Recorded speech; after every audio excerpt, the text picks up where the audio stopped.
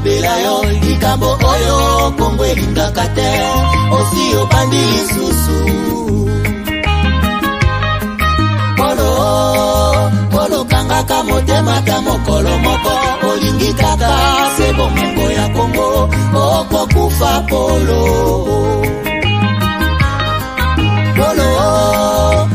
tika kokabola Kongo likambo oyo Soni ya bawande okosambwa Polo pesi confiance kaka na mindele Baninga Afrika omona bango pamba okosimba touche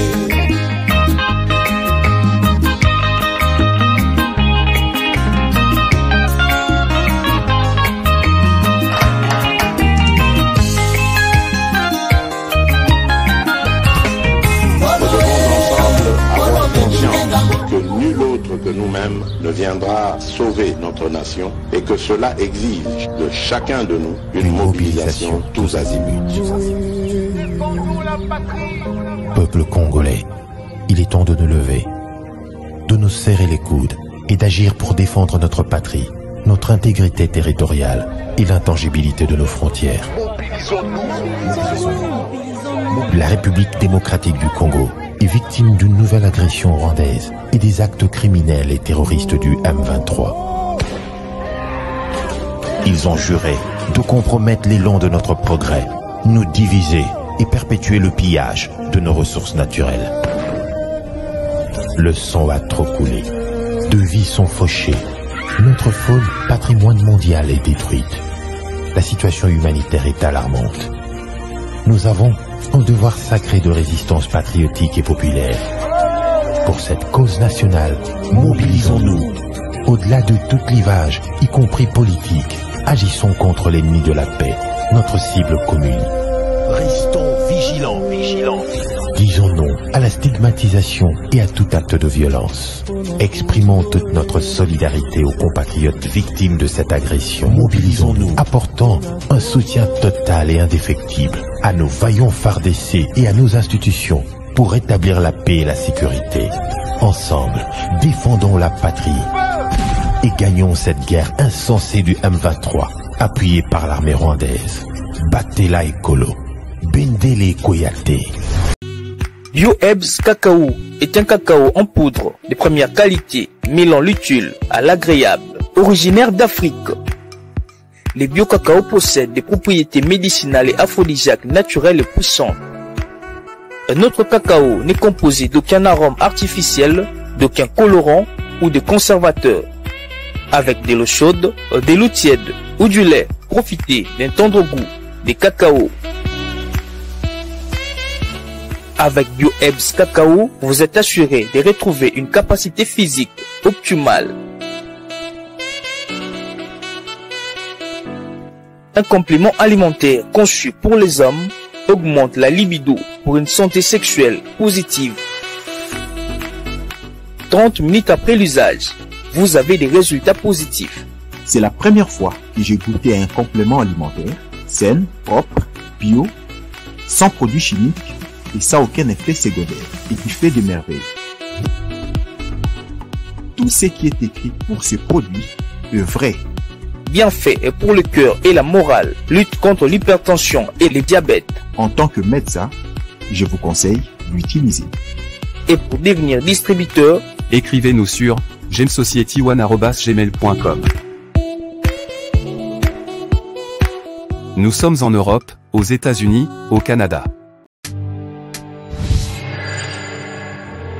Après le lancement de la Cité Kimia, la société Kodiasimo présente le Square VIP Kimia. Parce que nous croyons que désormais tout Congolais doit posséder une parcelle en République démocratique du Congo, Kodiasimo facilite l'accès à l'achat de votre terrain en toute sérénité et surtout en toute sécurité.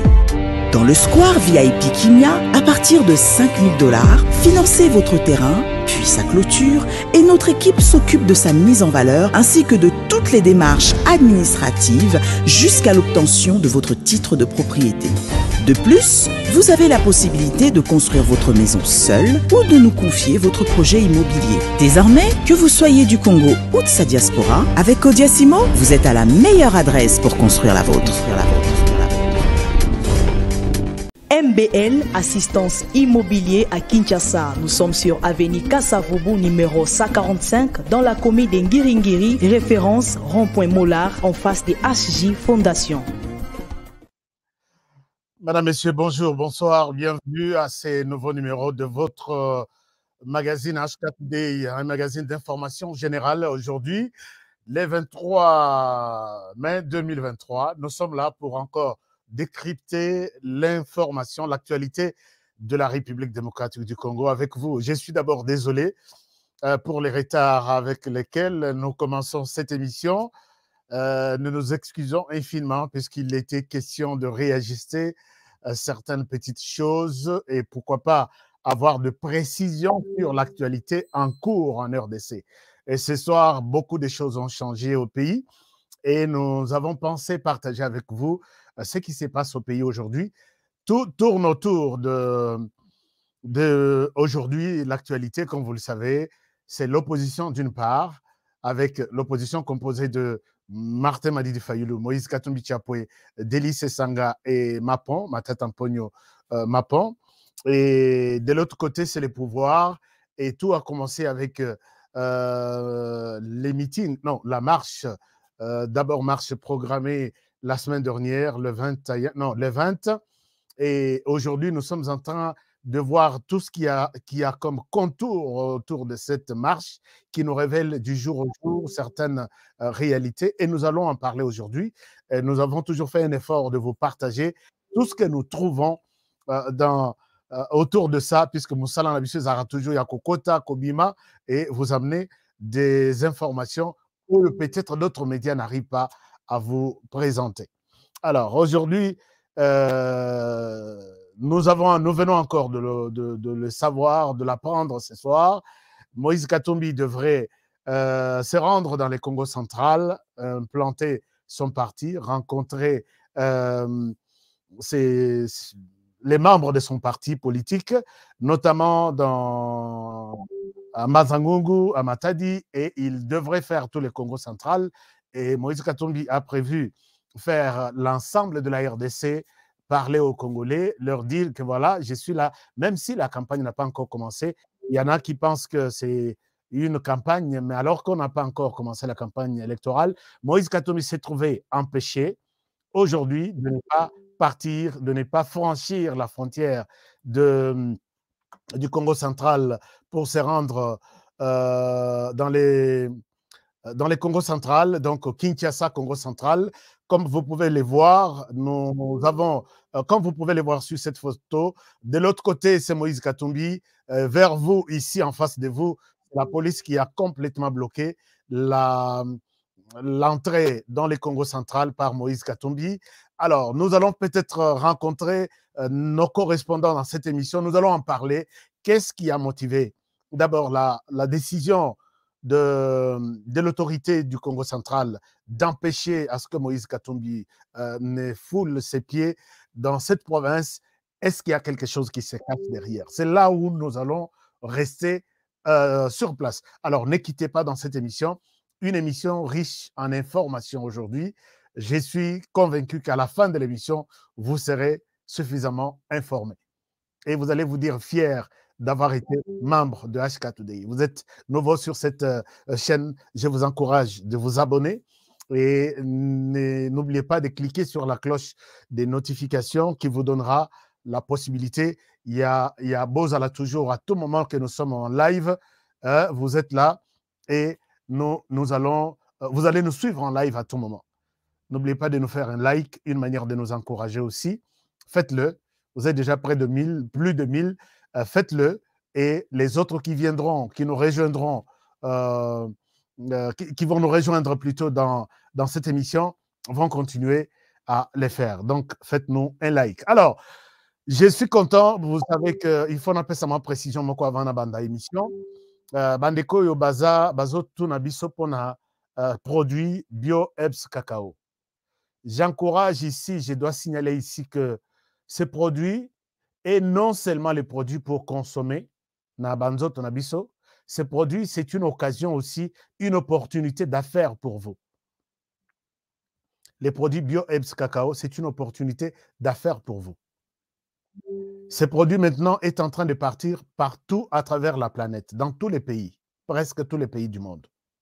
C'est une occasion, moi je vous dis la vérité que la plupart des gens qui sont distributeurs dans ces produits, ils bénéficient d'au moins 3 $, au moins 3 $ par paquet. 3 $ par paquet, vous êtes distributeur. Si vous vendez aux Congolais qui veulent vendre, qui veulent acheter pour leur consommation, c'est lui qui vend à au moins 3 $ de bénéfice. On ne fait pas vraiment du commerce puisque c'est quelque chose qui a santé. Mais imaginez-vous si vous vendez 100 000 exemplaires. Millionnaire, il marche avec deux voitures. Non. Imaginez-vous, vous voulez être le distributeur, vous prenez 100 000. 100 000 paquets, vous vendez les 100 000 paquets peut-être dans moins de 6 mois. Vous avez par paquet 3 $. Vous savez combien vous avez? 300 000 $ dans moins de 6 mois. Ah oui, faites les calculs. Puisque si vous avez 100 000 paquets et que vous gagnez 1 $, vous avez 100 000 $. Mais vous en avez 3 $, au moins 3 $ sur chaque paquet. Tout dépend, il y a prix, ndenge, taxe, douane et l'équipe. Mais tout ça, vous ne manquerez pas au moins 3 $. Une bonne affaire pour Bandeko, papa Nanga Obaza déjà 65 ans, à retraite. C'est un très bon business que vous pouvez faire. Donc moi, je ne souhaite pas vous parler toujours Boyoka émission sans que vous en ayez. Cette histoire, c'est une bonne occasion de vous faire de l'argent. Posez-moi la question, vous voulez être distributeur, je vais vous encourager et vous montrer comment faire de l'argent, 2 millions d'argent. Oui, voilà. Alors, merci beaucoup. Merci, c'était une petite parenthèse par rapport. Le produit va arriver au Japon et je pense en Australie aussi, il y en a déjà.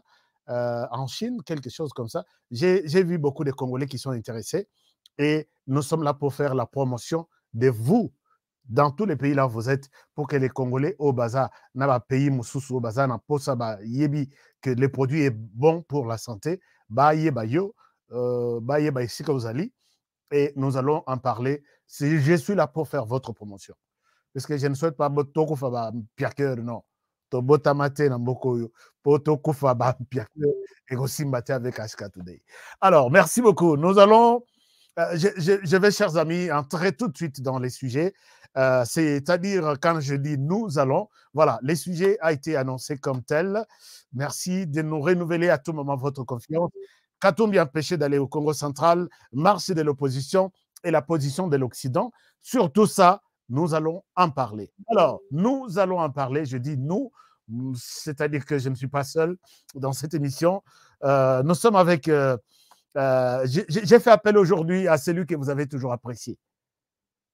Journaliste d'investigation, éditeur du Grand Journal, un grand journal qui donne beaucoup d'informations, d'investigations. Ça s'appelle Grand Journal. Est-ce que vous avez été déjà? Allez-y sur Internet.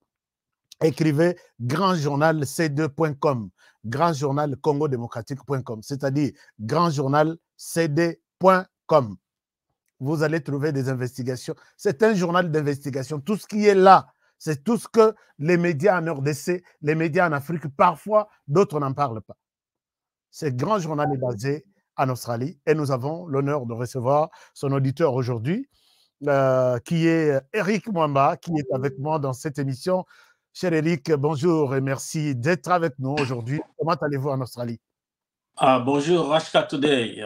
Je me porte très bien. J'espère que vous me voyez bien là. Très bien, 5 sur 5. Content de vous recevoir dans cette émission pour aujourd'hui. Vous êtes journaliste d'investigation. je rappelle ici à ceux qui vous découvrent pour la première fois que vous avez été président du Forum africain des journalistes d'investigation, cette grande structure africaine basée en Afrique du Sud. Vous avez formé plusieurs journalistes d'investigation en Afrique et pourquoi pas dans le monde. Eric Mwamba, vous travaillez pour plusieurs médias, grands médias internationaux. Vous êtes correspondant de plusieurs médias aussi. Vous êtes membre du Forum international des journalistes d'investigation, si je ne me trompe pas. Nos structures, nos réseaux africains sont membres du consortium international du journalisme d'investigation qui est basé à Washington et du réseau mondial du journalisme d'investigation également basé à Washington et le bureau du journalisme d'investigation de Londres connu sous le nom de Bureau of Investigative Journalism à Londres, en Angleterre. Merci beaucoup. Eric Mwamba, vous êtes, je dois vanter ce que vous êtes. Vous êtes journaliste et vous faites très bien votre travail. Vous avez même fait tomber certains ministres en RDC sur base de vos révélations. Et vous en avez fait beaucoup, même dans les entreprises publiques, des détournements, de tout ce qu'il y a comme situation socio-économique et même politique. Aujourd'hui, après votre passage ici, les téléspectateurs vous ont réclamé.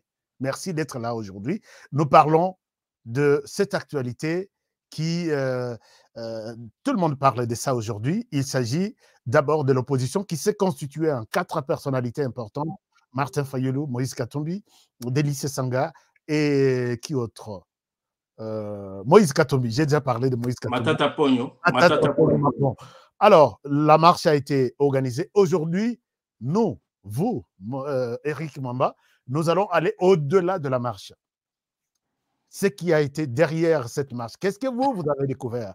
Eric Mwamba, je vous donne la parole. Commençons d'abord par aider les Congolais qui nous suivent à travers le monde. Aujourd'hui, ce soir, vous avez appris, vous avez couvert cette marche à partir de votre rédaction.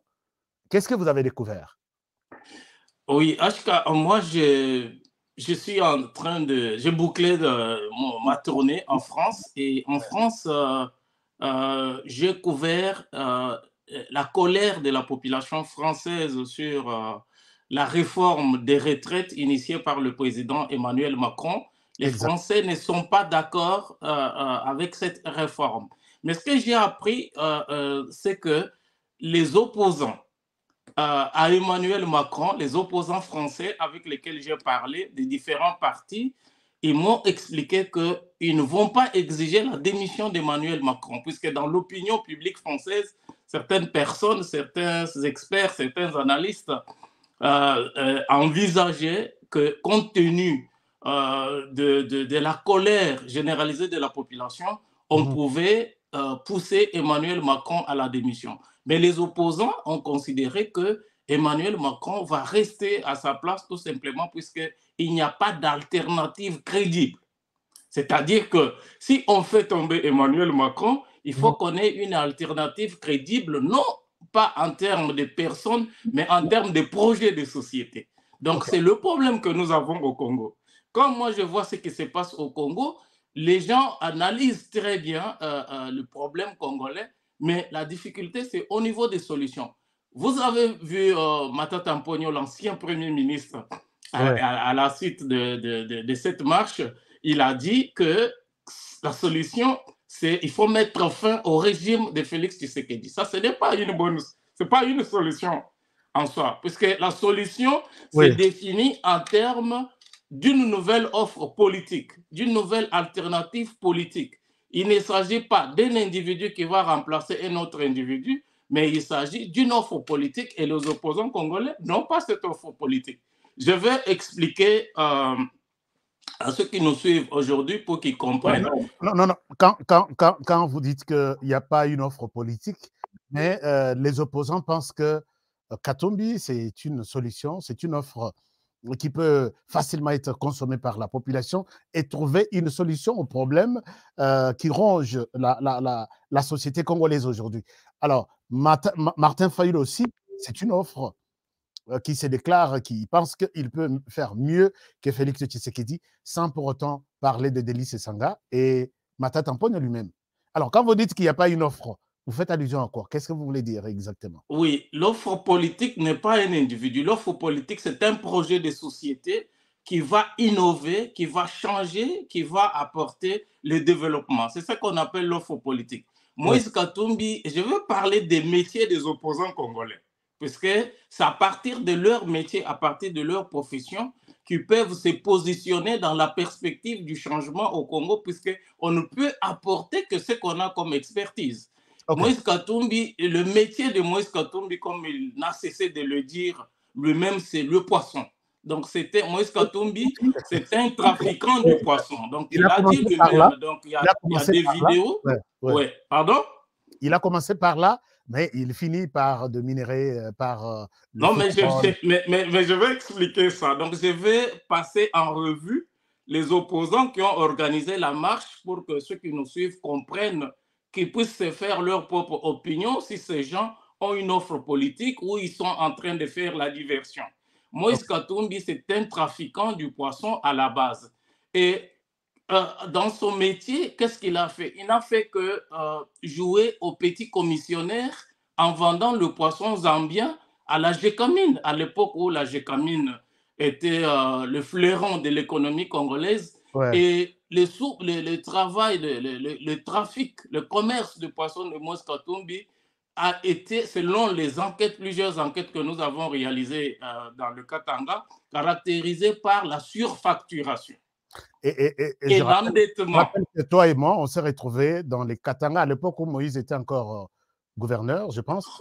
À l'époque où il était gouverneur, et même avant d'être gouverneur, qu'est-ce qu'il faisait? Toi et moi, nous nous sommes retrouvés dans le Katanga plusieurs fois, à l'époque où le Katanga était encore le grand Katanga, avant le démembrement, nous nous sommes retrouvés là plusieurs fois pour mener des enquêtes journalistiques. Et à l'issue de ces enquêtes, il est établi clairement que Moïse Katumbi, avant ou même pendant qu'il était gouverneur, il faisait la commission de poissons zambiens, puisqu'il faut rappeler que ce qu'on mange... Ça, ce n'est pas un problème. Ça, ce n'est pas oui, c'est un problème. C'est un problème sérieux en tant qu'acteur politique, puisque l'économie congolaise est caractérisée par deux choses, par deux principes. Le premier principe, c'est l'extravertisme de l'économie. C'est-à-dire c'est une économie basée sur le minerai, et les minéraux ne sont pas utilisés au Congo.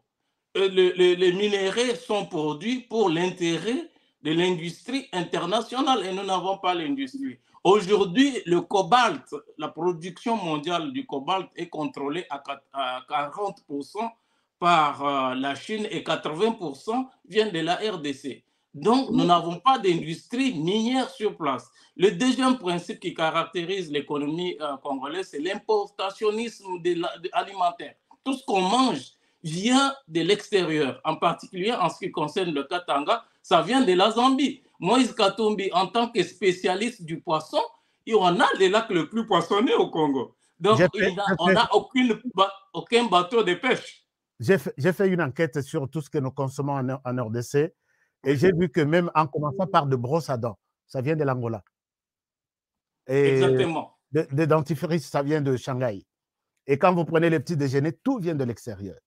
Sans compter les déjeuners autres. Donc, allez-y. Donc, vous dites que... Oui. Moïse Katumbi devait donner l'exemple, par exemple, en dotant la RDC d'un bateau de pêche ou des bateaux de pêche sur les lacs que nous avons, dont certains se trouvent au Katanga. Par exemple, on a le Lualaba, on a le lac Tanganyika, qui sont des lacs les plus importants en termes de réserves de poissons. Et on a le lac Kivu également. Donc, en tant que leader politique, mais qui est avant tout un homme d'affaires, puisqu'il a toujours été présenté comme un homme d'affaires, mais lui-même, il s'est toujours défini comme étant acteur dans les secteurs de poissons, mais pas dans la pêche, dans la vente de poissons et non dans la pêche. Ce qui s'est passé avec Moïse Katumbi à la Gécamine HK, c'est que ces livraisons à la Gécamine ont été surfacturées. Et la Gécamine a été endettée à coût de plusieurs centaines, de dizaines, de centaines, des milliers de dollars. Non. Ça, c'est une très bonne révélation. Est-ce que vous pouvez nous donner des exemples concrets? comment il surfacturait les produits qu'il donnait à la Gécamine pour que la Gécamine aujourd'hui se retrouve même endettée jusque-là par rapport à son fils, disons le fils du pays, qui est Moïse Katumbi. Soyez concret à ce niveau-là. Qu'est-ce que vous voulez dire? Mais oui, pratiquement ce qui se faisait, c'est quoi? Quand il livre la quantité, par exemple, du poisson à la Gécamine, vous savez que l'acteur principal au Katanga était la Gécamine. Oui. Alors, quand il livre, que ce soit à la Gécamine ou même à la SNCC, quand ces deux entreprises étaient le fleuron de l'économie congolaise, il livre pour 10 000, mais il surfacture pour 100 000. On lui paye les 10 000 et les autres se servent aussi, mais la Gécamine ou la SNCC lui reste redevable à 90 000. Vous voyez? Et c'est ce qui a fait même qu'après, il y a eu un procès en Zambie contre la RDC. Tout simplement, ces procès sont organisés sur base de la surfacturation, sur base de la mafia. Alors, vous voyez qu'une telle personnalité, aujourd'hui, on nous parle, on nous dit que Moïse Katumbi a des fermes, mais il y a la crise de maïs. C'est-à-dire que il ne s'est jamais positionné sur le plan économique en tant qu'un homme, un acteur politique aujourd'hui qui a été gouverneur pendant plusieurs années et qui peut présenter une offre alternative à Félix Tshisekedi. Donc, si on conclut avec lui, je vais passer à Matata Mponyo. Allez-y, allez-y. Alors, Matata Mponyo, c'est un économiste qui a étudié les finances à l'université de Kinshasa, mais qui, toute sa vie, a été un fonctionnaire de l'État congolais. Donc, il n'a pas créé aucune entreprise au Congo. Et Bukangalonzo, le projet Bukangalonzo, c'est de la pure escroquerie. Tout simplement parce que l'État ne fait pas les affaires. L'État, quand vous regardez les grandes économies agricoles... J'ai une vidéo ici où Martin Fayulu est très, très dur envers Matata Mponyo à l'époque. Il dit c'est de l'escroquerie que la RDC n'a jamais connue. Il faut en tirer de conclusions. Je ne sais pas s'il a oublié ça, mais j'ai la vidéo ici. Peut-être il y aura un moment où nous allons montrer ça. Alors, vous dites que... Pourquoi c'est de l'escroquerie? Oui. Pourquoi c'est de l'escroquerie? Quand vous regardez les grandes économies agricoles dans le monde, comme la France, par exemple, la France est l'un des pays européens où la nourriture coûte moins cher. Pourquoi la nourriture coûte moins cher en France? C'est tout simplement puisque la filière agricole en France, qui est d'abord une affaire des paysans français, est subventionnée par l'État. C'est-à-dire que les fermiers sont d'abord des citoyens français qui sont des opérateurs économiques dans le secteur de l'agroalimentaire, mais certains produits phares sont subventionnés. C'est-à-dire que l'État apporte des facilités. Lorsqu'on dit la subvention, ce n'est pas nécessairement le fait que l'État donne de l'argent aux fermiers, mais on peut accorder certaines facilités administratives, certaines facilités douanières, certaines facilités fiscales. Quand vous regardez un pays africain comme la Côte d'Ivoire, dont l'économie est basée sur l'agriculture, la filière café-cacao, après ils ont d'autres produits alimentaires tels que... ils ont des produits industriels tels que les caoutchoucs, les veillas et des produits alimentaires tels que l'aubergine, la tomate, etc. La filière café-cacao en Côte d'Ivoire est une affaire des paysans ivoiriens, tout simplement. Donc l'État, Matata Mponyo, ne pouvait pas nous faire croire que lui, il va cultiver dans le Bandundu pour nourrir l'ensemble du territoire national, alors qu'il n'y a pas de route au Congo. 2 435 000 km² sans route, comment vous allez produire dans le Bandundu et acheminer sur l'ensemble du territoire national? Donc le projet Bukangalonzo était conçu tout simplement pour voler l'argent de l'État congolais. C'est un projet modèle en termes de corruption, en termes de détournement de l'argent. Et ça, le cerveau moteur de cette escroquerie s'appelle Matata Mponyo. Et il n'avait même pas prévu comment acheminer ces produits de Kinshasa vers le sud Kivu, vers le nord Kivu, vers la province orientale, puisqu'il n'y avait pas, à l'époque, il n'y avait aucune route, il y avait, même aujourd'hui, il n'y a pas de rail, et les avions, on n'en a que 2 qui pouvaient prendre peut-être des tomates pour amener au sud Kivu. Comment Bukangalonzo devrait nourrir toute la République? Par quel miracle? Puisque si tu regardes bien HK, l'économie congolaise telle que les Belges l'ont conçue, puisqu'après le départ des Belges jusqu'à présent, il n'y a pas eu d'innovation, il y a d'un côté le rail et de l'autre côté la navigation maritime par le fleuve Congo. Stanley avait dit, sans le chemin de fer, le Congo ne vaut pas un penny. C'est-à-dire que quand tu regardes à l'époque des Belges, par exemple, où les locomotives pouvaient circuler avec fluidité, c'est-à-dire qu'on pouvait acheminer le produit frais, tels que les légumes, les fruits ou la viande ou les œufs, pouvaient partir d'Ilebo, être consommés dans le Maniema ou dans le Katanga ou à Kisangani dans un espace de 48 heures. Donc le projet Bukangalonzo n'a pas prévu comment on allait acheminer les produits et quelle quantité on allait produire pour desservir le peuple congolais. Ensuite, HK, l'État ne peut pas produire des aliments pour les vendre. Nous ne sommes pas à l'époque de l'État communiste.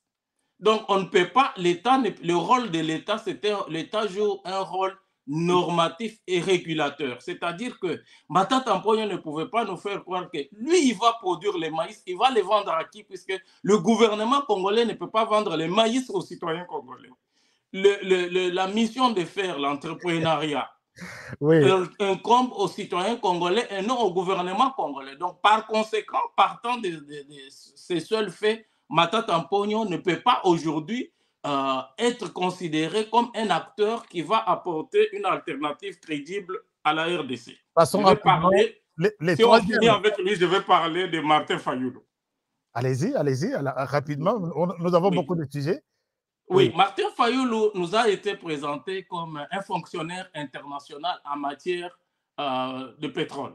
Un fonctionnaire qui a travaillé à ExxonMobil, une compagnie américaine. Il a été vanté en 2018, à l'époque où les Moïse Katumbi étaient empêchés de postuler au Congo, etc. Mais HK, aujourd'hui, il y a le débat sur le bloc pétrolier au Congo. Il y a le débat sur le gaz bitume du lac Kivu. As-tu déjà, montre-moi un jour ou une minute où Martin Fayulu a fait une conférence pour expliquer au peuple congolais comment on peut créer l'économie pétrolière ou l'économie gazière au Congo. Il faut me montrer ça. Non, je ne me rappelle pas. Je ne me rappelle pas. C'est-à-dire que si tu pars des métiers ou des professions, si tu pars des métiers ou des professions des opposants politiques, tu vas comprendre s'ils peuvent présenter une offre à la RDC ou pas. L'offre ne se définit pas en termes de la tête de l'individu. L'offre se définit en termes du projet de société et les opposants congolais n'ont pas de projet de société. Toute l'expérience de Martin Fayulu, carrière universitaire, bon, disons carrière, comment dirais-je, il est économiste ou il est financier? Alors, il est économiste expert en pétrole, selon certains médias. Cette expérience n'a pas aidé à la RDC. Oui, puisqu'il n'intervient pas dans le débat sur... puisque le pétrole est une économie. Oui. Vous voyez? Donc, il y a des pays comme l'Angola, le Congo-Brazzaville, le Gabon, le Nigeria, qui sont des pays pétroliers. C'est-à-dire qu'on pouvait avoir, par exemple, des industries extractives du pétrole, des raffineries, comme à l'époque de Félix Houphouët-Boigny. La Côte d'Ivoire n'était pas producteur ou productrice du pétrole, mais ils avaient créé la société ivoirienne des raffineries, qui raffinait le pétrole venant du Nigeria, du Cameroun et du Gabon. Martin Fayulu pouvait tracer la voie, par exemple, pour que nous puissions créer une économie pétrolière au Congo, étant donné que le Congo est lui-même un pays pétrolier. Il ne l'a pas fait, par conséquent, je ne vois pas l'offre que Martin Fayulu peut présenter comme alternative crédible à Félix Tshisekedi au Congo. C'est de l'aventure, tout simplement. Donc, par rapport à cette expérience, donc Martin Fayulu son expérience n'a pas aidé les pays ou une expérience sur quoi on peut compter. Puisque même Martin Fayulu pouvait avoir une station d'essence pour dire que je viens de là. Voici, j'essaie un peu de mettre mon expérience maintenant au service des Congolais. Alors, passons à Denis Esanga, c'est les 4 blocs. Comme ça, on termine avec Bon, Denis Sesanga, je m'abstiens de parler de lui parce que je ne le connais pas. D'abord, il n'a pas un parti politique il a un parti mallette. Et donc, Denis Sesanga, c'est tout simplement un aigri puisqu'il s'attendait à être nommé ministre. Quand ils ont fait le G, comment ils appelaient ça, le G13 ou quelque chose, avec les Patrick Mouyaya, il s'attendait à être nommé ministre par Félix Tshisekedi. Puisque quand vous regardez le parcours de Denis Sesanga, vous allez voir qu'à Genève, à Genève, après la défection de Genève, il a soutenu Félix Tshisekedi alors qu'il était membre du bloc de Katumbi. Donc tout simplement, puisqu'il était à la recherche du poste. Après, il n'a pas été nommé ministre, il fait l'opposition. Je ne connais pas son projet de société. Puisque le projet de société, HK doit être basé sur l'économie et non sur le verbiage politicien. Oui, véritablement, Sesanga, c'est quelqu'un instable sur le plan politique. Il est cofondateur du RCD Goma. Il est rejoint le professeur Wamba de Wamba au RCD KML. Et finalement, il est rejoint Jean-Pierre Bemba, où il devient plus tard son directeur de cabinet. Il quitte Jean-Pierre Bemba pour maintenant rejoindre Étienne Tshisekedi. À l'époque, il a soutenu Étienne Tshisekedi. Il bascule vers Joseph Kabila. Et après Joseph Kabila, il revient sur Étienne Tshisekedi. Et finalement, il retourne vers Kabila. Il revient maintenant avec Moïse Katumbi. Les achète. On les a achetés tous. Et c'est une personne parmi, on peut dire que on achète et la personne et son parti politique. C'est ce que je n'ai jamais vu dans la politique, dans notre civilisation. Alors, maintenant, revenons sur la situation de la marche en question. Oui, la marche en question, sur base de tout ce que je viens d'expliquer, vous voyez que la substance même de la marche, ils ont dit qu'ils vont marcher puisqu'il y a la vie chère. Mais la vie chère, quand vous avez été Premier ministre, quand vous avez été gouverneur d'une province riche telle que le Katanga et que vous n'avez pas créé les conditions permettant de mettre fin aux deux principes que nous avons énumérés, le principe d'extravertisme économique et le principe d'importationnisme alimentaire. Quand vous n'avez pas mis fin à ces deux principes, vous ne pouvez pas parler de la faim, puisque la conséquence d'une économie extravertie et la conséquence du fait qu'on importe tout, c'est la faim, c'est l'augmentation des prix. Puisque lorsque c'est ce qu'on appelle en économie, HK, tu es un économiste, c'est ce qu'on appelle en économie les effets exogènes, c'est-à-dire que vous subissez les conséquences des choses dont vous ne pouvez pas maîtriser, vous ne contrôlez pas. Donc, puisque nous dépendons de ce qui vient de l'extérieur, lorsqu'il y a des problèmes au niveau international, nous subissons. Les prix des matières premières que nous avons, les prix des minéraux, ne sont pas fixés par le Congolais. Lorsqu'il y a hausse à la bourse des matières premières, que nous essayons d'engranger quelques recettes au Congo. Lorsqu'il y a baisse au niveau international, nous n'avons pas l'économie qui dépend 100% de l'exportation brute des minéraux bascule. Lorsqu'il y a la guerre en Ukraine et que même les économies, les grandes économies ont des problèmes, le prix des carburants a augmenté partout dans le monde, y compris en Australie, au Canada, en France, en Europe, en Allemagne, partout. Lorsque vous avez été dirigeant et que vous n'avez pas résolu ces deux problèmes, mais la conséquence, c'est la faim. La conséquence, c'est l'augmentation des prix. Économiquement, ça s'entend, puisque nous, en économie, on dit un peuple qui produit ce qu'il ne consomme pas ou qui consomme ce qu'il ne produit pas, c'est un peuple esclave. Et nous sommes restés dans cette misère. Et Moïse Katumbi témoin, pendant tout son temps qu'il était avec Kabila, on n'a rien produit, ce que nous consommons, tout vient de l'extérieur. Alors, donc vous êtes de ceux qui pensent que la marche en question, c'était pour ternir l'image de Tshisekedi et son pouvoir au niveau de l'Occident. Si vous voulez, je peux vous montrer plusieurs déclarations de l'Union européenne qui condamnent cette marche, l'utilisation d'une violence exagérée sur la population. Et j'ai les communiqués de l'ambassade des États-Unis. Les États-Unis se sont prononcés. Donc, toute la communauté internationale a condamné le pouvoir de Tshisekedi. Est-ce que c'était ça la finalité? Est-ce que vous avez conclu ça de cette manière aussi? Mais la motivation de la marche est une motivation tout simplement politicienne, puisque la substance, donc les raisons qui ont été avancées pour justifier cette marche ne tiennent pas debout, comme nous venons de l'expliquer.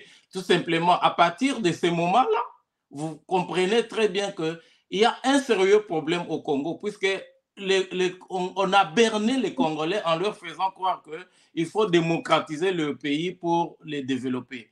Le pays ne se développe pas après la démocratie. Le pays se développe d'abord. En sociologie politique, on dit un pays qui se développe a tendance à se démocratiser. Donc, on ne peut pas, tous les pays, en tout cas, moi, j'ai fait toute l'Europe occidentale, j'ai vécu en Amérique du Nord, j'ai voyagé toute l'Asie, j'ai fait 45 pays africains. Je ne connais pas un seul pays qui s'est développé grâce à la démocratie.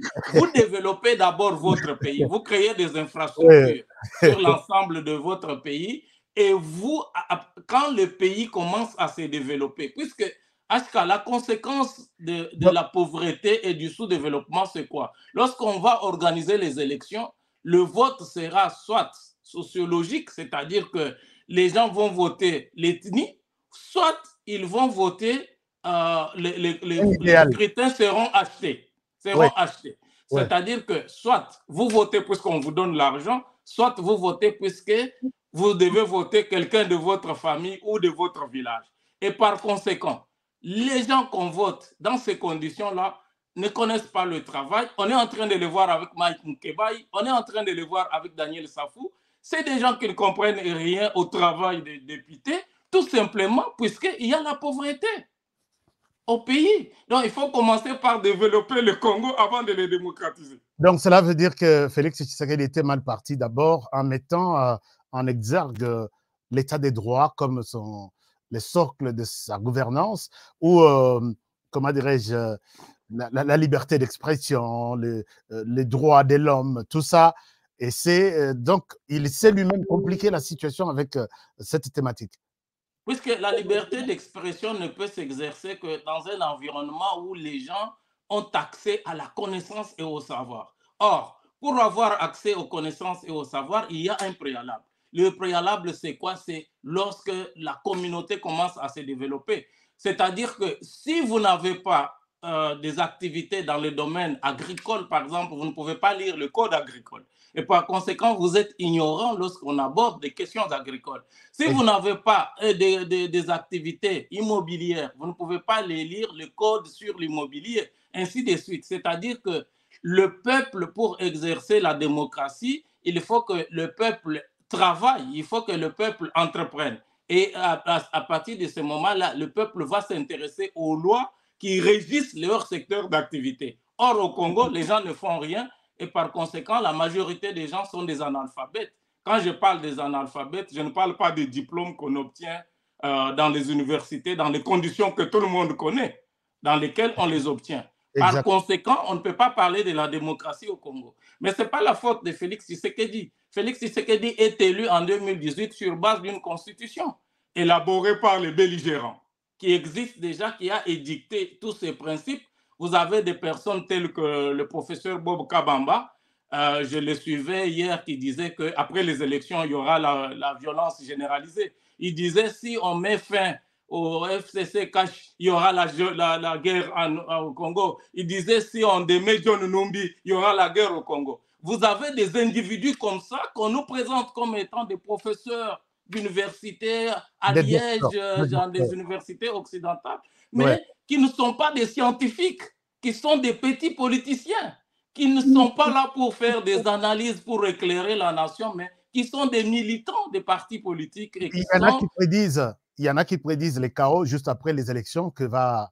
comme Bob Kabamba, que je suivais hier, professeur à l'université de Liège, président, je ne sais pas moi quoi, des cellules politologiques, qui prédit chaque fois quand il prend la parole, il dit non, si on démet John Numbi, il y aura la guerre. Non, mais ce n'est pas possible. Alors, maintenant, comment voyez-vous la participation de cette opposition aux élections. Évoluons un peu avec ces débats. La CENI vient de confirmer, après la CENI avait fait appel à un audit international, l'audit s'est clôturé et ils ont conclu que les fichiers électoraux actuels utilisés par la CENI pour des élections de 2023 est globalement fiable. C'est ça la conclusion. Alors, on a élagué quelques doublons et on a trouvé que les fichiers n'ont pas de problème. Il est utilisable, globalement positif. Alors, maintenant, l'opposition en question, nous venons de le détailler tout à l'heure, l'opposition en question donne l'impression de ne pas être prêt ou prête pour affronter Félix Tshisekedi en décembre. La CENI confirme et signe le 20 décembre. En décembre, il y aura élection.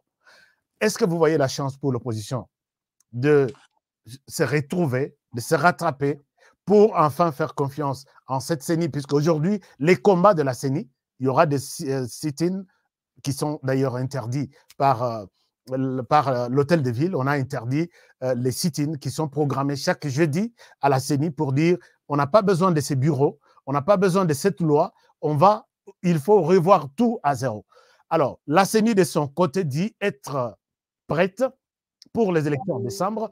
L'opposition dit ne pas être prête, il faut revoir tout. Comment vous voyez la question électorale maintenant, l'opposition et les pouvoirs et la CENI ensemble?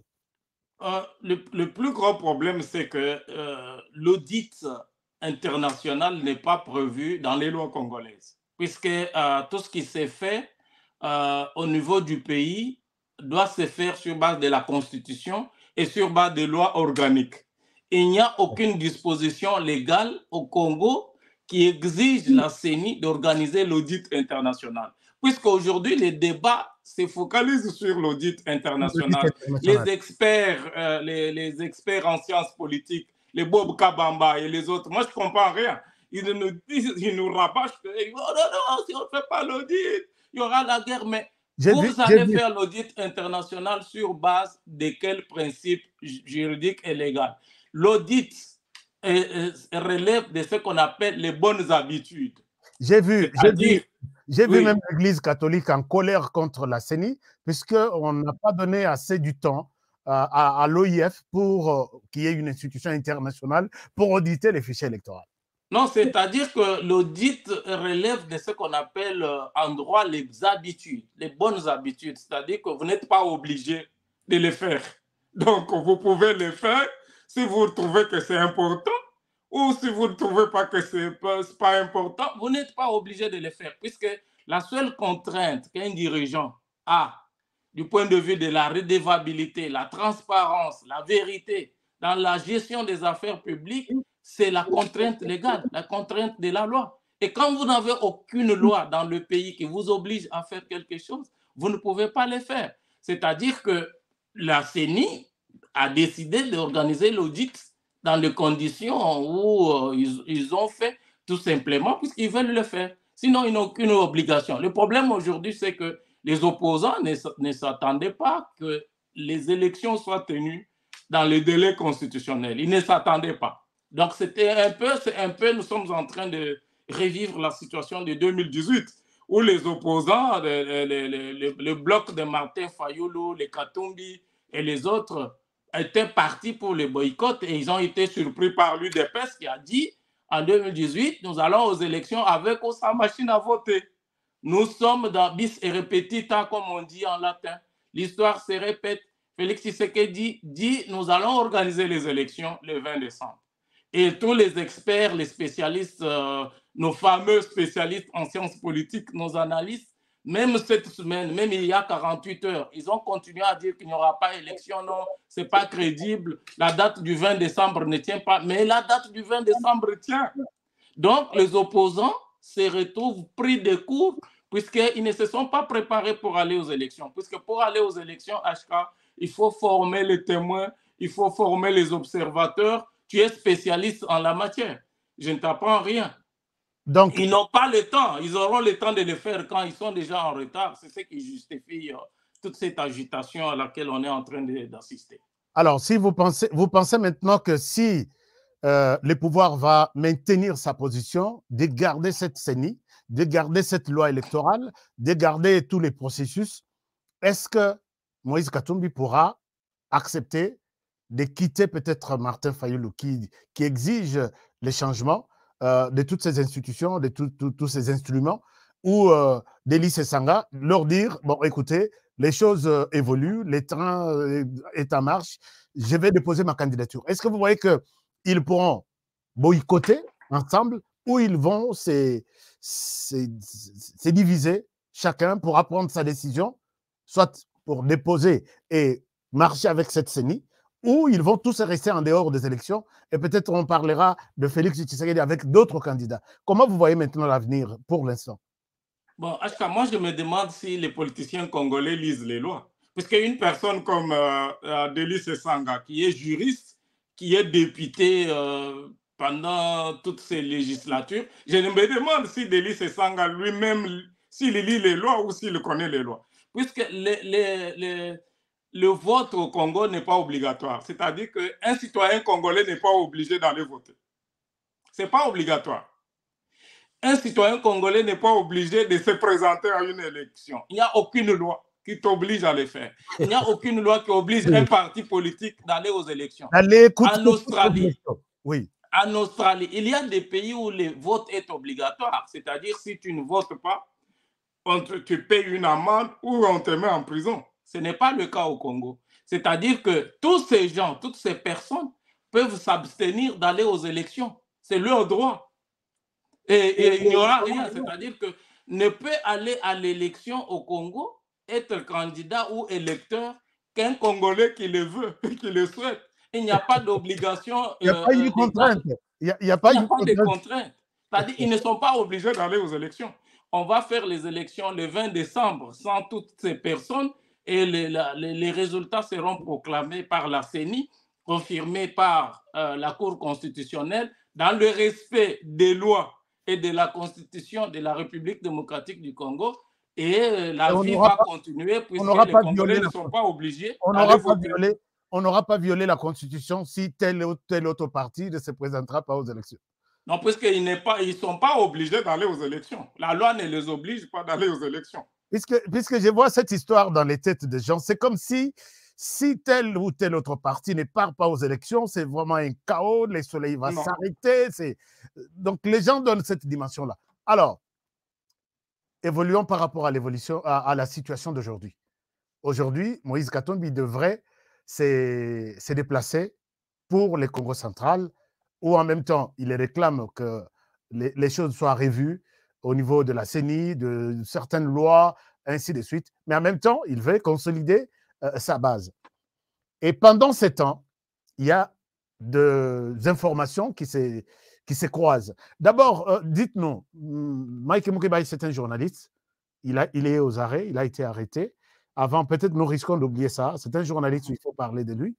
Mais en même temps, il fut journaliste, mais il est député provincial, avec Safou aussi, député national, arrêté, Safou recherché. Je ne sais pas s'il est déjà arrêté. Alors, comment vous avez apprécié ça? Est-ce que les gens pensent que la rapidité avec laquelle on a arrêté Mike Mukebai, c'est pas dans un pays démocrate où les choses, on devrait respecter, Mike est couvert par des immunités parlementaires, c'est peut-être les parlements provinciaux qui devraient se réunir et puis lever ces immunités avant qu'on mette la main sur lui. On a des textes d'une part, mais l'application de ces textes pose un problème d'autre part. Comment vous avez apprécié ça? Bon, Mike Mukebai, tout comme... en fait, oui.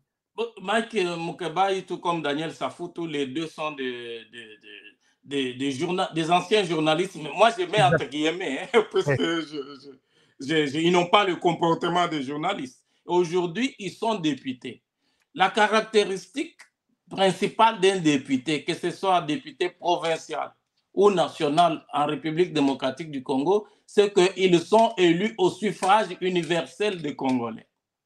À partir de ce moment-là, à partir du moment où tu es élu député national ou provincial, tu représentes le peuple congolais. Tu ne représentes pas un parti. Tu ne représentes pas une ethnie. Tu ne représentes pas une province. tu représentes le peuple congolais dans son ensemble, en ouais. tant que député et député provincial ou national, puisque c'est une élection au suffrage universel ouais. du peuple congolais. Il n'y a que deux personnalités qui sont élues au suffrage universel, c'est le président de la République qui représente la nation et les députés qui représentent aussi la population congolaise. Alors, la tribune d'expression d'un député n'est pas dans la rue, comme on le voit avec Mike Mukebai et Daniel Safou qui se comportent comme des voyous, comme des malfrats. La tribune d'expression d'un député... Il y a des gens qui n'ont pas vu pourquoi... je ne te coupe pas la parole. Peut-être il y a des gens qui n'ont pas vu pourquoi Mike Mukebai et Daniel Safou ont été arrêtés. Je vous donne juste ces petits extraits. C'est ce qui a choqué tout le monde. C'est un député national qui parle ici. Chalamwanda subit toute forme de pression. Pour dire que Baluba Baboui Félix vit à Bangozanda. Mais il y a Mama Chalamwanda. Mama Chalamwanda est la présidence. Si c'était Maloba Mukeba Lobby, on a besoin de Baluba exagéré. Si nous avons 453 tribus dans Boko. 450 tribus. Il y a Souka Yangoyo. Baluba bakotisi bango na ner. Bomoni obomni ba obet ozo chuba nseto basiba za baluba. Omona mutabandu ndona te omona eza so sonité. Omona mungala te muluba ya lobiango. To bandi bino oyo. To bandi bino. Eza mboka baluba te. Kikunza eza baluba te. Boka soni. To televisi mikolo nyoso. Botala baluba sur face. Bangala, Baswahili, Bakongo, Bamusuku, Bilonios, Total, Badouba face.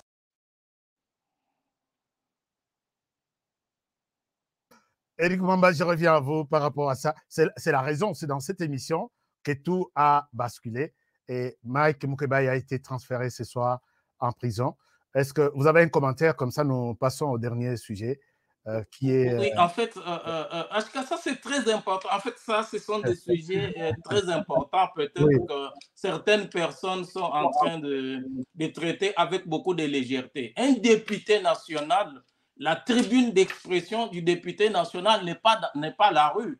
La tribune, par excellence, d'un député, c'est l'hémicycle, donc c'est l'Assemblée. Donc le rôle du député, c'est de voter des lois, de légiférer et de contrôler l'action du gouvernement. Le Parlement est l'organe suprême de contrôle des institutions de la République. Donc, la rue, pourquoi l'opposition marche? Pourquoi la Constitution a prévu la marche dans la rue comme mode d'expression démocratique? C'est tout simplement puisqu'il y a une opposition non institutionnelle. C'est-à-dire que les opposants qui ne sont pas représentés à l'hémicycle, c'est très important. Le problème, c'est l'ignorance. Le problème, c'est l'analphabétisme. C'est-à-dire les opposants non représentés dans les institutions de l'État utilisent la rue pour s'exprimer. Et la raison, ils utilisent la rue pour s'exprimer pour deux raisons.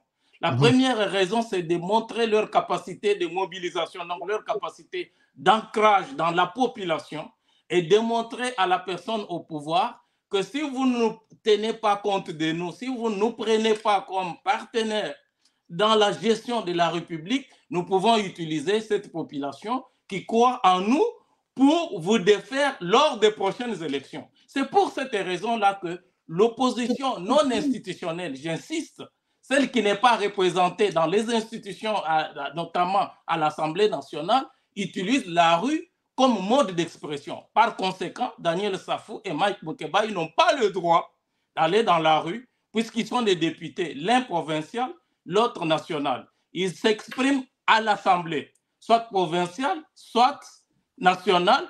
Ils légifèrent, ils contrôlent le gouvernement. Ce que vous dites là, c'est totalement hors de question pour l'opposition maintenant, puisque toutes ces, disons, la CENI a été... La question de la CENI a été largement débattue au Parlement, où siège l'opposition actuelle, les gens de Moïse Katumbi qui sont là-bas, Martin Fayulu, bien représenté là-bas. Délice Sanga, il est là-bas. Et qui autre? Matata Mpogno, il est sénateur, c'est là. Oui. Et en tout cas, je ne vois pas de lien entre ce que vous dites. Pourquoi ils sont dans la rue au lieu qu'ils restent au Parlement? Ils sont dans la rue en violation flagrante et systématique de la loi, tout simplement. Alors, là, et ça, c'est la violation de la loi systématique. Il n'y a pas une autre définition. Puisque vous, en tant que député, vous vous exprimez à l'Assemblée. Les gens qui ne sont pas représentés à l'Assemblée s'expriment dans la rue. Vous ne pouvez pas être à la fois dans la rue, puisque c'est vous qui élaborez les politiques publiques. Lorsque le gouvernement vote les budgets, il vient avec ça. L'autorité budgétaire, c'est le Parlement. Si aujourd'hui, Matata Mpogno, Mike Mukebai, Délice Sanga, Daniel Safou parlent de la faim, le peuple congolais a faim, le prix augmente, mais l'autorité budgétaire, c'est-à-dire que les affectations budgétaires, les lignes budgétaires qui sont allouées à tel ou à tel secteur, c'est Daniel Safou qui les fait, c'est Délice Sanga qui les fait, puisqu'ils sont les autorités budgétaires, ils représentent l'autorité budgétaire par rapport au gouvernement. Oui. Ils ont la possibilité de démettre le Premier ministre. Quand les choses ne marchent pas, Daniel Safou a la possibilité de démettre le Premier ministre Sama Lukonde à l'Assemblée nationale. Donc pour vous, par conséquent, les théâtres, les scénarios qu'ils nous ont offerts, c'est de la voyoucratie, c'est du banditisme. C'est du banditisme. Ils méritent d'être radiés. Alors, du Parlement. J'essaie un peu de comprendre. Je ne sais pas si les Congolais comprennent aussi ce que vous dites là, que c'est très important, hein, que leur combat, toutes ces 4 personnes, non, pas les 4 personnes, tous ces députés. Matata, au Parlement, au Sénat. Sanga, Mike Mukebai et Daniel Safou sont des voyous, puisqu'ils abandonnent l'hémicycle pour aller faire du désordre dans la rue. Leur place n'est pas dans la rue. Leur place n'est pas dans les... Ce sont des koulouna. Ils se comportent comme des koulouna alors que ce sont eux qui élaborent les politiques publiques pour que le Congo puisse marcher. Vous avez oublié Martin Fayulu qui a un représentant légal. Martin Fayulu, oui. Vous voyez que l'opposition congolaise, ils ont fait c'est du théâtre. Alors, maintenant parlons de cette histoire. Pourquoi Katumbi, qui devrait se rendre dans les Congo central, Katumbi est empêché aujourd'hui? Et beaucoup de voix s'élèvent. Nous allons terminer l'émission par là. Beaucoup de voix s'élèvent. Il y a des Congolais qui voient la main du pouvoir sur cette interdiction. Pourquoi Katumbi n'est pas parti au Congo central? Le débat s'est lancé ce soir. Il y a des Congolais qui pensent que Katumbi, si Katumbi n'est pas parti dans le Congo central, le pouvoir de Félix Tshisekedi a une part de responsabilité. Ça, c'est d'une part.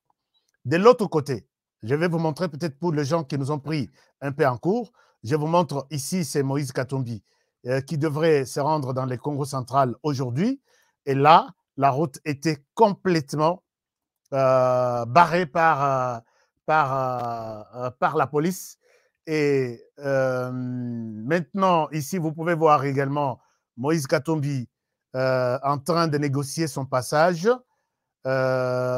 Et tout le monde, vous verrez là, Moïse Katumbi, avec tous les camions qui viennent du Congo central vers Kinshasa, ça ne passe pas. Ceux qui viennent de Kinshasa vers Congo central, tout est bloqué. Et finalement, les dossiers ont pu évoluer un tout petit peu.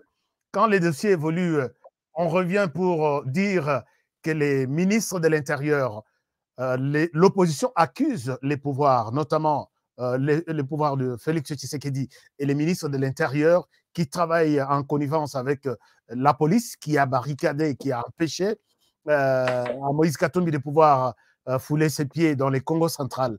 Mais non seulement ça, on voit également l'interdiction du gouverneur Mbadou, comment il s'appelle, Mbangou, le docteur, j'ai encore oublié son nom va venir ici, nous allons le mettre sur l'écran, et c'est lui qui a interdit tout de suite à Moïse Katumbi de ne pas entrer dans les Congo central, évoquant la raison du genre les autorités du Congo central n'étaient pas informées de ces meetings.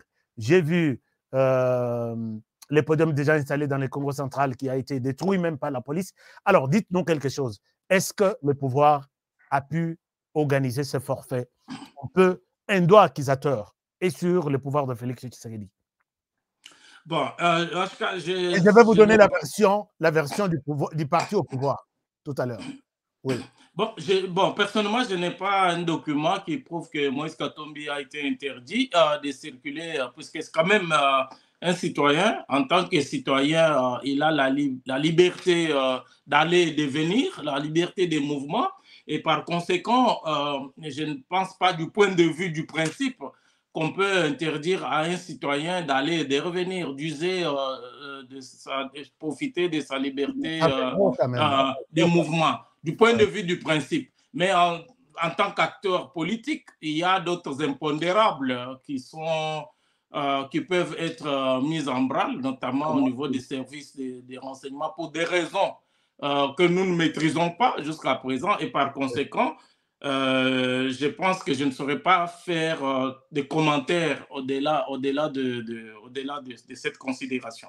Alors, voici comment le dossier a évolué. Tout de suite, quand la décision est tombée, il y a les vice-premiers ministres et ministres de l'Intérieur, M. Peter Kazadi, qui a rappelé à Kinshasa en urgence. Nous pouvons lire ces documents. Voici la lettre lui envoyée au docteur gouverneur du Congo central. On lui dit ceci. C'est un document officiel et certifié. Je l'ai certifié ainsi. Texte et signature. On dit VPM numéro 25, blablabla, du 22 mai 2023. Stop. Vous saluez et vous enjoindre, stop, toute affaire cessante, stop, des réceptions de présent message, stop, par la première occasion, stop, rejoindre Kinshasa, stop, pour motif de consultation, stop, il y a avoir extrême urgence, stop, sentiment patriotique, full stop. Alors, Peter Kazadi, ministre de l'Intérieur. Ici, quand j'ai fait des appels juste avant cette émission, même le ministre de l'Intérieur est surpris de cette décision d'avoir empêché Moïse Katumbi de descendre au Congo central. C'est-à-dire, cette lettre veut dire ceci. Dès que le gouverneur reçoit cette lettre en ses mains, il arrête tout ce qu'il est en train de faire, il rejoint Kinshasa. Il arrête tout, toute occasion qui se présente. Si c'est pour prendre un hélicoptère sur place, en location, il doit le faire et rejoindre Kinshasa. Si c'est pour prendre un train qui quitte Congo central vers Kinshasa, tout de suite, il arrête tout, il rejoint Kinshasa. Et ceci montre que, d'après les informations que j'ai eues, même le ministre de l'Intérieur est très mécontent de voir que Moïse Katumbi a été empêché de partir au Congo central. Et les gens maintenant du parti présidentiel accusent les gouverneurs, qui est membre de l'UNC, d'avoir travaillé sur ça pour ternir l'image de Félix Tshisekedi, maintenant que ce soit à l'intérieur du pays et à l'extérieur du pays. Est-ce que vous êtes aussi d'accord avec ça? Parce que je vais vous montrer quelques publications, des déclarations des hommes politiques. Oui, je pense qu'il faut... J'ai suivi Mike Mukebai et Daniel Safo dans leur émission qui disaient que Jean-Pierre Bemba a été nommé pour éliminer physiquement Joseph Kabila. Donc, je pense qu'il faut faire très attention avec des informations, puisque nous, en tant que journalistes, nous devons vérifier la véracité des faits, puisqu'il y a, au niveau des administrations publiques, il y a des agents zélés par excès de bonne volonté, entre guillemets, qui peuvent prendre certaines décisions frisant les dérapages. Mais le plus important, c'est que vous avez vu, par exemple, à la suite des conséquences des marches, par exemple, le ministre de l'Intérieur est descendu pour consoler les victimes. Le chef de l'État est descendu dans les hôpitaux pour consoler, apporter du réconfort moral aux victimes. Ça veut dire que le gouvernement, la République n'est pas d'accord avec certains agissements, certains comportements des policiers, donc de ces agents. C'est-à-dire qu'il s'agit du point de vue professionnel. En tant que journaliste, il s'agit des actes isolés. Il ne s'agit pas d'une politique orchestrée, puisque le principe du droit de l'état de droit, l'un des principes de l'état de droit, c'est la liberté individuelle et collective. Et à ce titre-là, Moïse Katumbi, comme n'importe quel citoyen congolais, ils ont le droit d'aller et de revenir, comme je le disais. Donc, s'il y a des agents véreux au niveau des administrations qui prennent des décisions selon leurs humeurs, je pense qu'ils seront recadrés tels que à chaque fois, dans ce gouvernement nous a montré que chaque fois que les agents de l'État posent des actes contraires à ce que la loi dit, chaque fois ils sont recadrés, ils sont sanctionnés. Il y a même des policiers, les agents de la fonction publique et même les hauts mandataires qui sont poursuivis en justice. Donc, ne nous enflammons pas, n'agissons pas par émotion. Mais il faut que nous, en tant que journalistes, nous devons prendre les choses avec recul pour vérifier la véracité des faits et voir dans les heures, les jours à venir ce qu'il y en est. Donc, nous pouvons conclure que ces gens qui accusent l'UNC de Vital Kamerhe, puisque le gouverneur fait partie de l'UNC, ils ont tort. On ne voit pas les liens. Pour quel intérêt Vital Kamerhe pouvait empêcher comment dirais-je, Moïse Katumbi, et que pour que tout retombe sur la tête de Félix Tshisekedi. En principe, mais Moïse Katumbi représente quoi dans cette province? Il ne représente rien dans cette province. Puisque le parti de Moïse Katumbi n'est pas un parti de masse. Le parti de Moïse Katumbi, on l'a déjà dit dans cette émission. Le parti de Moïse Katumbi, du point de vue de l'adhésion populaire, puisqu'il n'a pas un projet de société crédible et alternatif, n'est pas un parti de masse. Par conséquent, il ne représente rien du point de vue électoral. On ne peut pas empêcher Moïse Katumbi de se mouvoir sur l'ensemble du territoire national. Cela ne peut être que l'œuvre d'un agent véreux de l'administration qui pourra être recadré et qui pourra répondre de ses actes s'il est établi que de tels actes ont existé. Je pense que cet appel, ce rappel de ces gouverneurs, il sera sûrement blâmé, peut-être, puisque...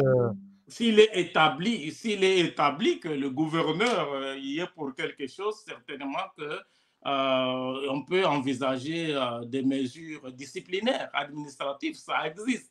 C'est prévu par la loi.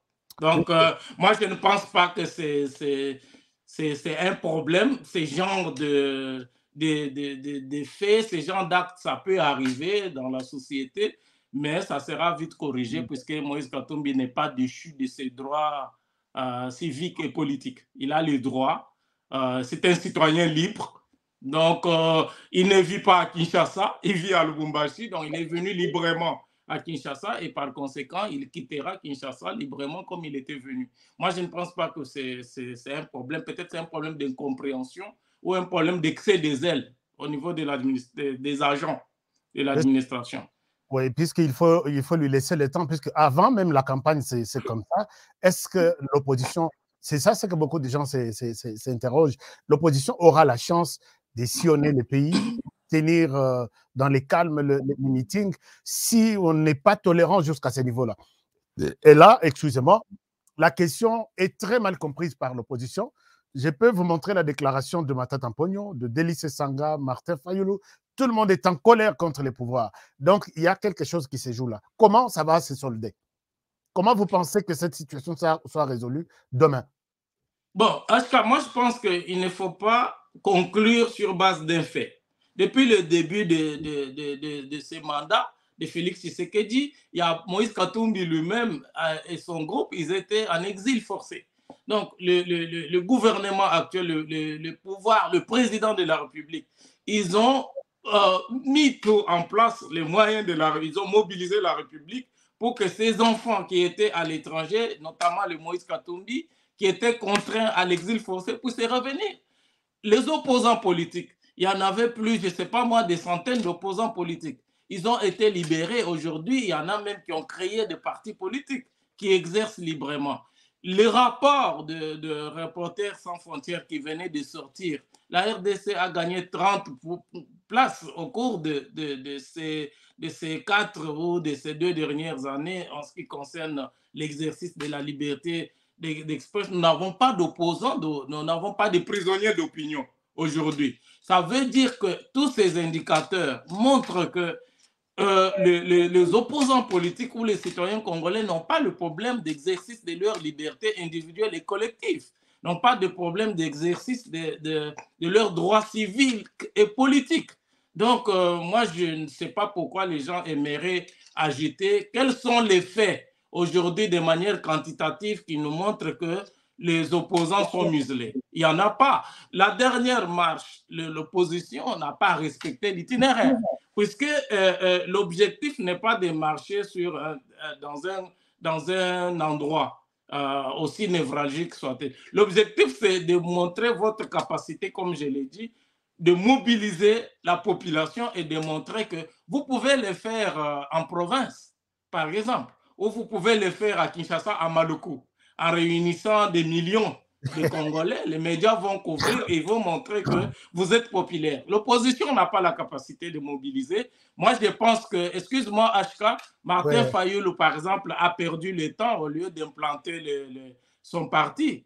Donc, moi, je pense qu'il faut qu'ils implantent leur parti. Et puis, HK, on ne devient pas président de la République après quelques mois d'opposition, comme par exemple le cas de Matata Mpogno. Les Tshisekedi, ils ont fait 40 ans. François Mitterrand a fait 30 ans avant d'échouer, de briguer la magistrature suprême pendant 30 ans. Donc, on ne peut pas devenir président de la République puisqu'on a fait quelques mois d'opposition. Ça n'a pas de sens. Alors, regardez, après que Moïse Katumbi soit interdit de descendre dans les Congo central, et il y a ces militants qui s'en prennent aux Kassaïens. Je ne sais pas quel est le lien qu'ils font. Je vous donne juste un extrait de cette vidéo de notre frère, je l'appelle notre frère Jacques Ndala. Peut-être vous pouvez suivre ça. Il est en colère et il s'en prend aux Kassaïens. Alors, suivez ça et dites-moi ce que vous pensez par rapport à ça. Il faut tous avoir membre. Il faut, par exemple, à partager chaleur dans la population. Dans l'électorat, en un candidat. Mais pré-campagne, il ne peut pas banditer. Campagne peut banditer. Pré-campagne, c'est à tout moment. Il y a des choses qui ne sont pas dans le fan de sa part. Ngala landa, balobi bozolanda mbongo Katumbi. Ngala zwa toujours ba question population. Katumbi akabela Tshisekedi bongo le rabiso. Oh, Katumbi a payé ça Tshisekedi bongo. Vous avez avion à first class, vous allez avoir hôtel à 5 étoiles. Biso to lien na ngoti. Vous allez respecter bato. Vous avez Sony, Sony ne salabino, c'est la honte. Vous avez Sony ne salabino. Sony. Na bousso baba bololé alors. Vous n'êtes pas intelligent. Mongo Moïse appelle ça Katumbi, ça fait ça. Ouais, Moïse va pas appeler ça Tshisekedi. La famille ça fait ça. Biso to lien ngoti. Hein? Bah c'est nos Jean Val, bah vous avez avion. Écoute, maman sou to lo bango te mais tant ils ont trop lo bango. So boké na ninga bo mona ngo. C'est to banga binote. Moko za mboka na binote. Ozo mona be bo fin sabiso. Ozo mona bo fin sabiso ba luba, bo fin sabiso. Ngo na zo ba bon c'est vrai na so condamner ba propos ba nani ba safu mais bino mo biso monde toi pena to mission c'est un système ya bo bololé.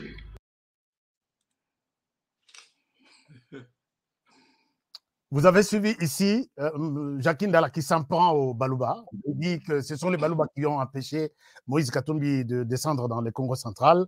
Il dit, il insulte les Balouba, vous êtes des bololés, vous êtes aux fins, c'est vraiment Balouba avec ce que vous faites contre Moïse Katumbi. Vous avez empêché Moïse Katumbi de ne pas aller dans le Congo central. Alors que tout se passe sur les sols Congo central, interdit par les gouverneurs fils du Congo central et dans la province du Congo central. Quel est le lien entre Ndala et les Balouba ici dans cette histoire? Est-ce qu'un petit mot là-dessus?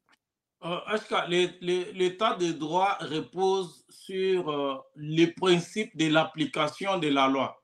Et par conséquent, les injures, la xénophobie, la stigmatisation d'un groupe au sein de la population sont des infractions.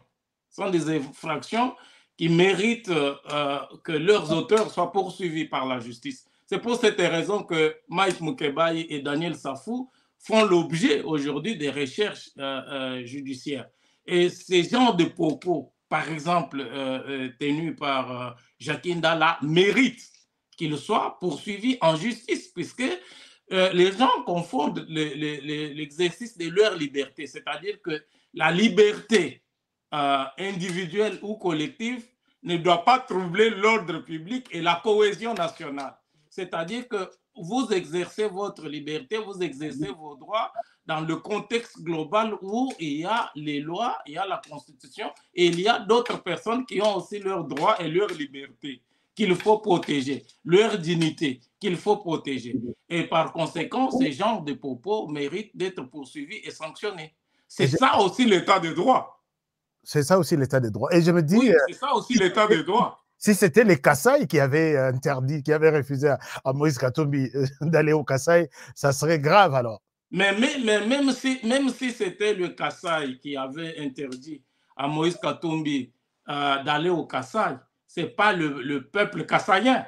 C'est-à-dire qu'il faut faire la différence entre, par exemple, les responsables politiques, un gouverneur de province ou une autorité politico-administrative qui prend, ou judiciaire, qui prend une décision. Il faut différencier la décision de cette autorité et l'ensemble de la population.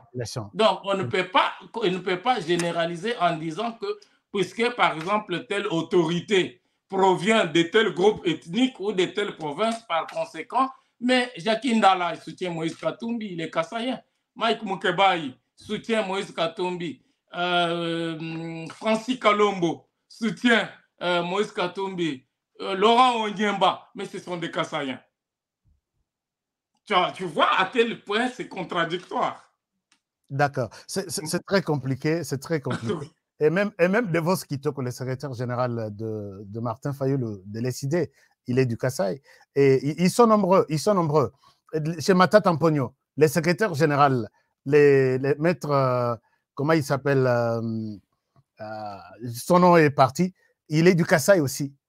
Franklin Chamala, le secrétaire général de... Et même Joseph Kabila a toujours travaillé avec les Kassaïens. Il y a eu les Raymond Chibanda et bien d'autres. Les professeurs, il y a plein de personnes. Donc, je pense que ce sont des infractions. Il ne faut pas avoir peur. Comme vous voulez appliquer les principes de l'état de droit ou vous ne voulez pas. Puisque chaque fois qu'on poursuit, la police, les cours et tribunaux, les services de renseignement ont le droit de faire leur travail dans le cadre d'un état de droit. C'est leur droit, c'est un droit. Sinon, il y aura la jungle. Voilà, merci beaucoup. Comment dirais-je, Eric Mwamba, nous sommes pratiquement à la fin de cette émission pour aujourd'hui. Est-ce qu'il y a une conclusion, un message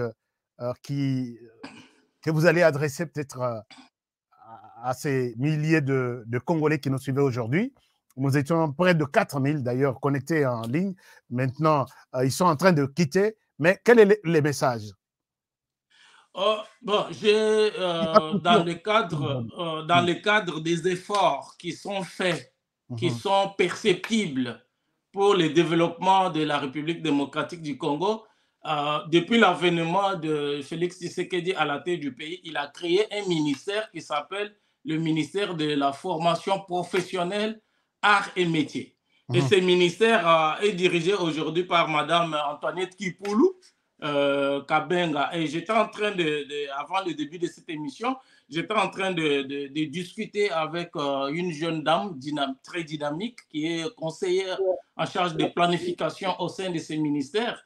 C'est Madame Alia Elesse, avec laquelle j'ai discuté sur une proposition de loi très intéressante qui a été déposée ce matin à l'hémicycle par les députés Jacques Ndioli, le constitutionnaliste Jacques Ndioli, qui a déposé un projet de loi très intéressant. C'est quoi? Une proposition de loi portant principes fondamentaux relatifs à la formation professionnelle en République démocratique du Congo.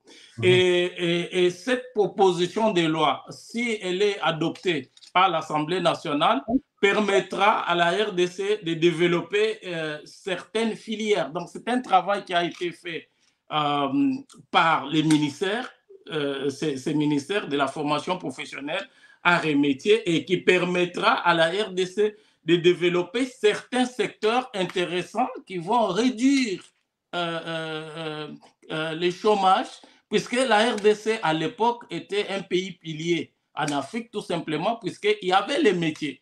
qui étaient créés. Aujourd'hui, il n'y a pas de métier, il n'y a pas de professionnalisation.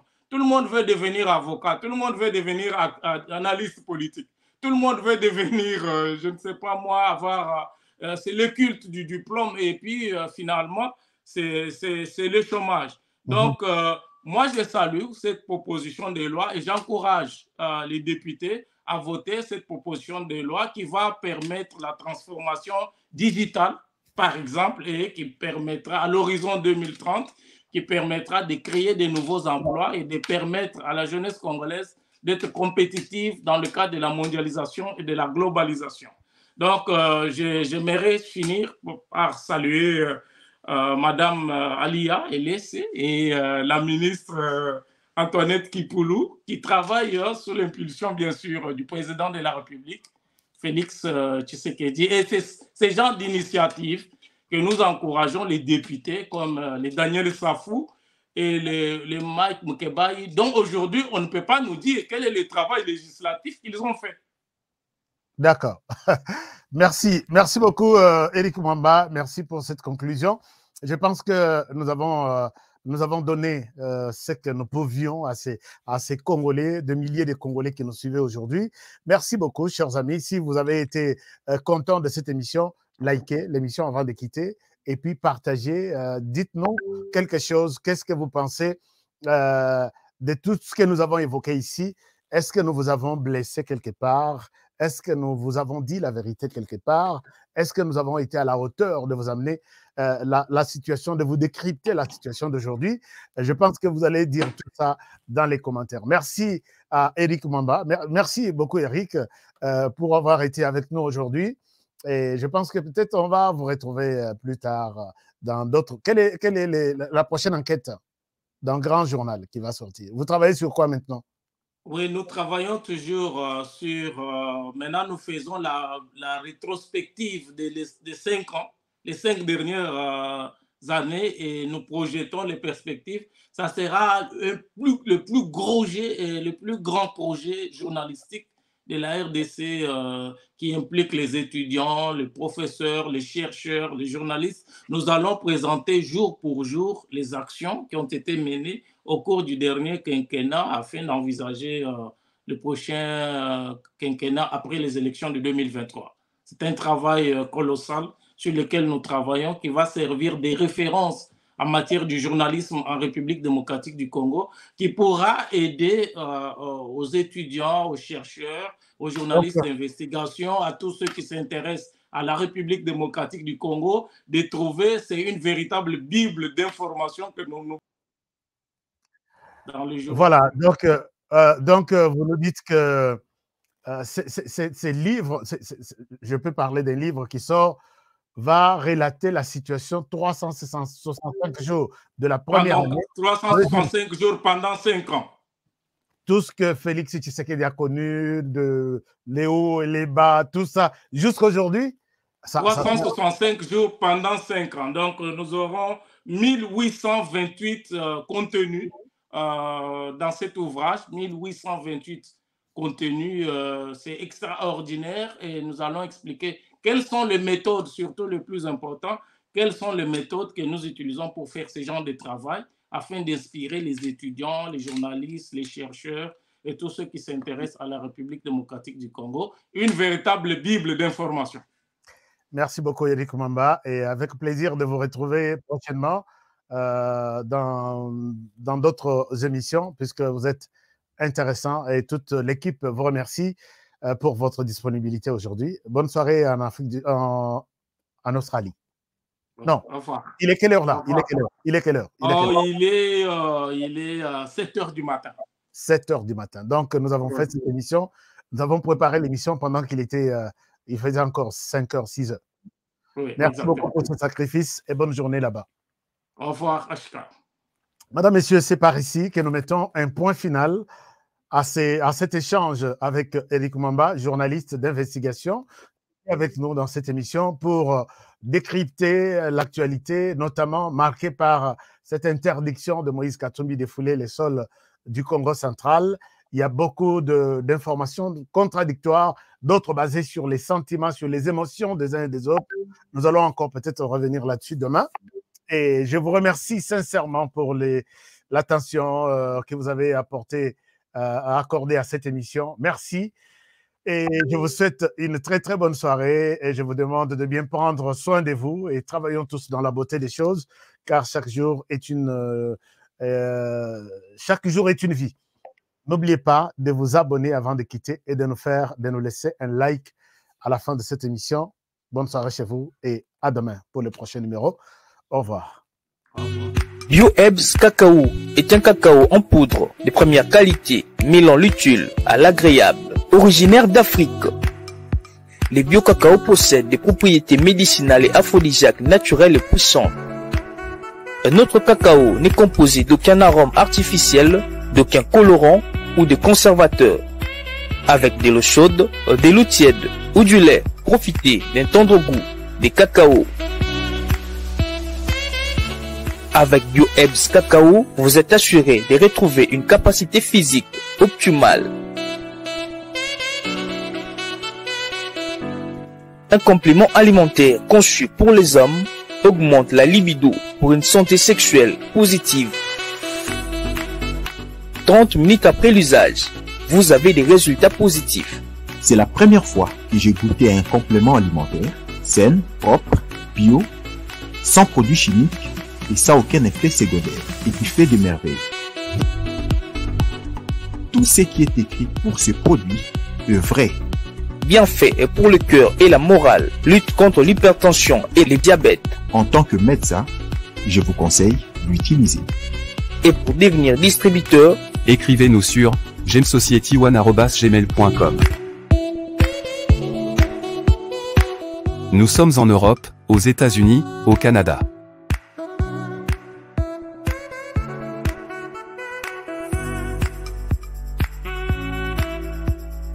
Nous sommes aussi en France et en hors des Congo.